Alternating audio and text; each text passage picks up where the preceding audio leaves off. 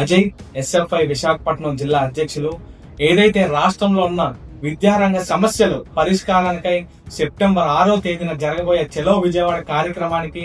విశాఖపట్నంలో జిల్లాలో ఉన్న యావత్ విద్యార్థులందరూ కదిలి చలో విజయవాడ కార్యక్రమం జయప్రదం చేయాలని ఎస్ఎఫ్ఐ విశాఖపట్నం జిల్లా కమిటీగా కోరుతున్నాం.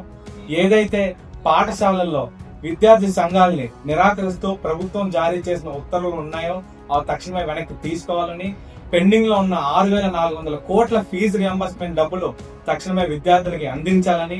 అలాగే సంక్షేమ హాస్టల్లో మెస్ ఛార్జీలు తక్షణమే 3,000 రూపాయలకి పెంచాలని, అలాగే జీవో నెంబర్